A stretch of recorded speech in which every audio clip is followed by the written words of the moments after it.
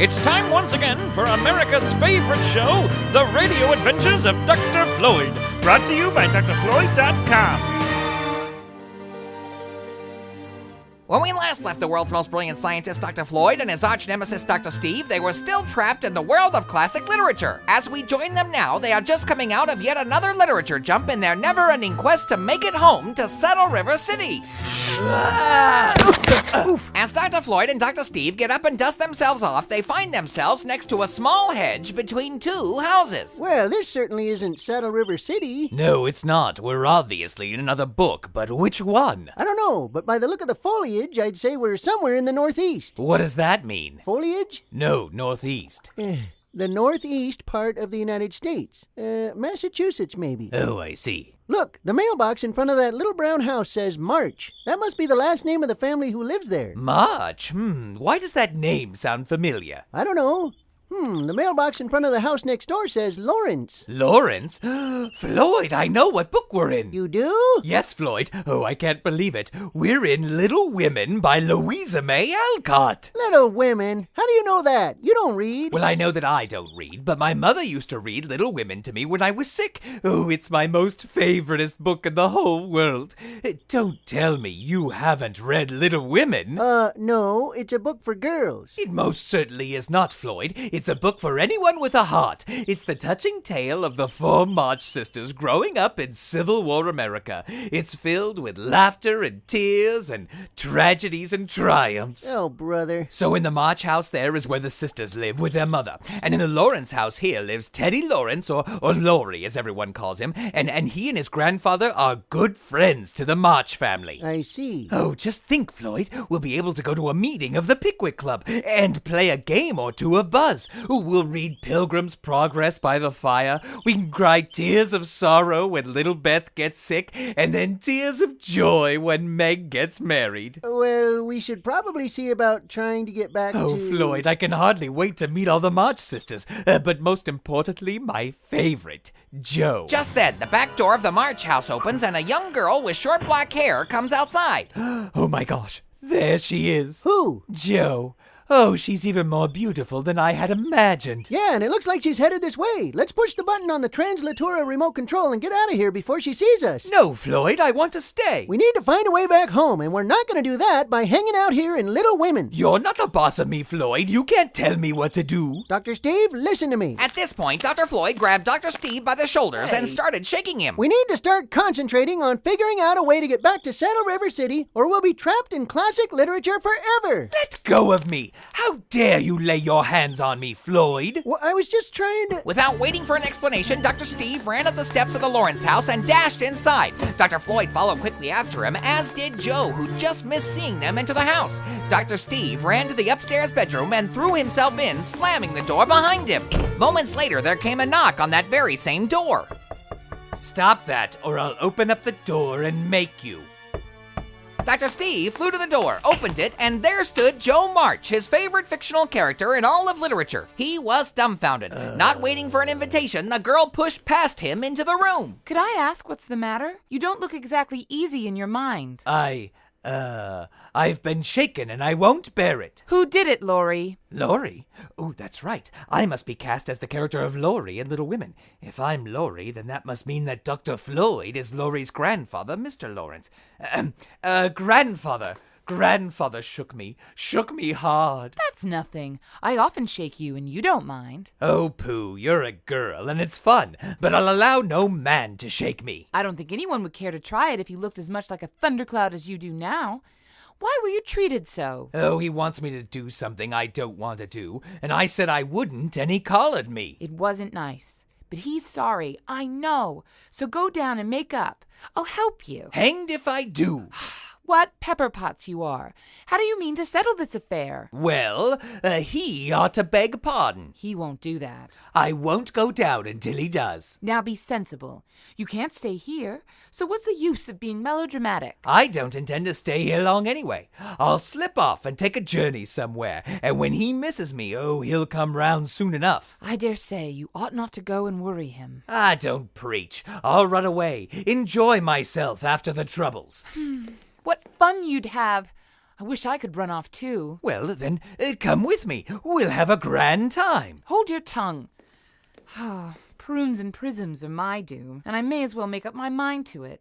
Look, if I get him to apologize for the shaking, will you give up running away? Yes, but he won't do it. If I can manage you, I can manage him. And with those words of confidence, Joe turned and walked out of the room, headed straight to the study where Dr. Floyd is. Will Joe actually get Dr. Floyd to apologize to Dr. Steve? Will Dr. Steve even accept Dr. Floyd's apology if it's made? And if the apology is either not made or not accepted, will Dr. Floyd and Dr. Steve be stuck in Little Women forever? Well, if we are going to be stuck in one book forever, it might as well be the only one I know. Find out next time on the Radio Adventures of Dr. Floyd.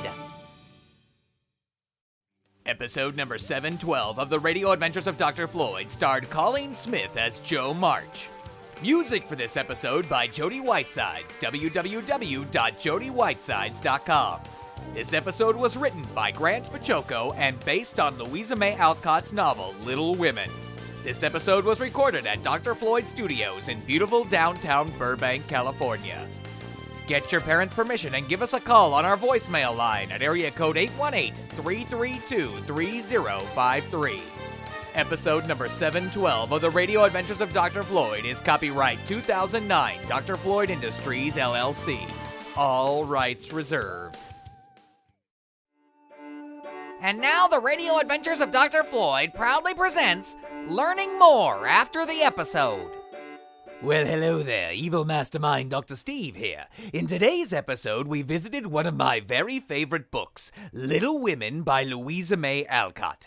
Well, I wanted to learn more about Little Women and Louisa May Alcott, so I called up someone who knows a lot about both of those subjects, Jan Turnquist. Here now is part 1 of my interview with Jan. Well, hello, Jan. How are you? I'm very well, Dr. Steve. How are you? Well, I'm doing wonderfully, thank you. Now, you are the executive director of the Orchard House, is that correct? Yes, Louisa May Alcott's Orchard House. Yes. Now, can you explain a little bit about what the Orchard House is? Yes, the Alcott family lived in this home for about 20 years. It's the place they've lived the longest.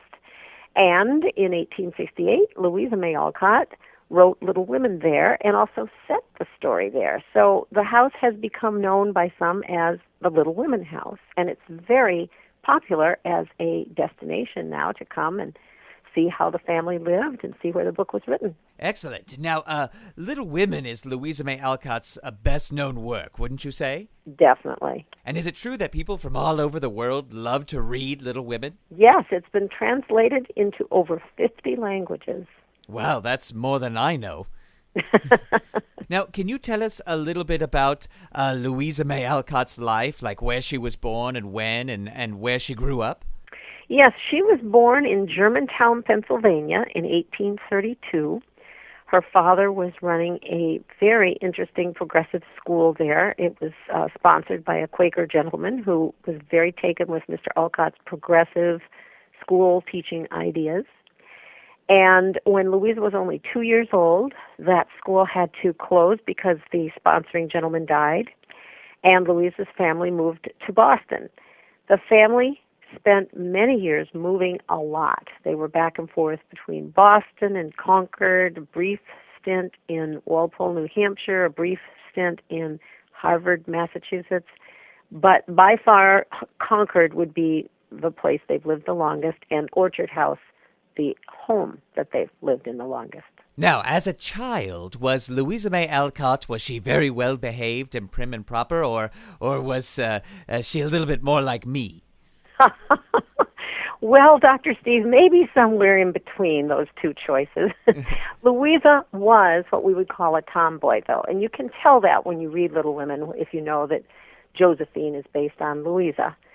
Louisa loved to run and jump, and that may not seem unusual today, but in her time, there were a lot of mothers who would tell their little girls, it's not proper. Do not run. Young ladies do not run. They just don't do it. It's not ladylike. And Louisa would think to herself, well, I thought I was a little girl. Maybe I was a deer or a horse in some other life because I like to run. So she was always doing things that were very active and frequently she seemed to get into a little bit of trouble, and she'd call that a scrape. Oh, well, I get into plenty of scrapes, I can tell you that. Yes, well, she would sympathize with that. She didn't mean to. She would say she was trying to be good. But then just her love of action, I think, sometimes got her into a little bit of trouble. But that makes her lovable to us today, especially because we realize how hard she had to work at being perhaps ladylike, but also being herself. Now, it's true that she based many of the events at Little Women on her own experiences, right? That is true. And she had many sisters herself. Yes, she had, just as in the book, she had 3 sisters. In the book, Meg is the oldest, and Meg is based on Louisa's older sister, Anna. Then the next one in age coming down would be Jo in the book, and Jo is based on Louisa herself. Then Beth, who is also called Beth in the book and Beth in real life. And the youngest one in the book is Amy, and Amy is based on Louisa's younger sister, Abigail May, who actually liked going by her middle name, May. And there's a fun little trick that Louisa played. If you think about May and its spelling, Yes. M-A-Y, Louisa just reversed the first two letters. Oh, and that became Amy. May into Amy, that's right. Excellent. And now I heard that Louisa May Alcott also had something in common with another woman who I've run into, and that's Susan B. Anthony. Is that correct? Yes, they were all, these ladies and others were all very active in getting votes for women. Excellent. Because in those days, women weren't allowed to vote. Yes, and so they fought for the right. That's right. And Louisa May Alcott and her entire family felt that human rights in general were very important and sometimes being neglected, and voting would be one of those many rights that they were concerned about. They were really interested in getting that vote for everyone. You've been listening to part 1 of my interview with Jan Turnquist, Executive Director of Louisa May Alcott's Orchard House. Tune in next time to hear part 2 of the interview, where we talk more about the Orchard House itself. You've been listening to Learning More after the episode. Visit Louisa May Alcott and the Orchard House at www.louisamayalcott.org. Clear the airwaves! Clear the airwaves! It's now time for Dr. Floyd's Imagination Nation Rangers' secret message for you members of the Dr. Floyd Imagination Nation. Remember, kids, only official radio adventures of Dr. Floyd Imagination Nation Rangers can decode Dr. Floyd's secret message with the secret decoder ring, available only from www.imaginationranger.com. All right, grab your secret decoder rings and a pencil and paper and prepare to set your imagination to fun. Remember, Dr. Floyd is counting on you. And here is the Radio Adventures of Dr. Floyd Imagination Nation Ranger's secret message for episode number 712, The Disagreement. 3, 23, 20, 7, 14, 14, 7, 17, 20, 8, 2, 7, 1, 6, 8, 4, 3, 15, 3, 17, 11, 1, 15, 8. And that was a message from Dr. Floyd himself to all his Imagination Nation Rangers. You can join Dr. Floyd's Imagination Nation and become an Imagination Nation Ranger only at www.imaginationranger.com. And until next time, set your imagination to fun. The Radio Adventures of Dr. Floyd is proud to announce that once again we'll be putting on one of our spectacular live shows at Comic-Con International in San Diego, California. The show will be Sunday, July 26, 2009, and will take place in Room 8 at 10:30 a.m. sharp. If you're going to be at Comic-Con International, make sure that you make plans to join us for the Radio Adventures of Dr. Floyd Live, and set your imagination to fun. Don't just sit there. You're under strict orders to go to www.prairie.com. Hip,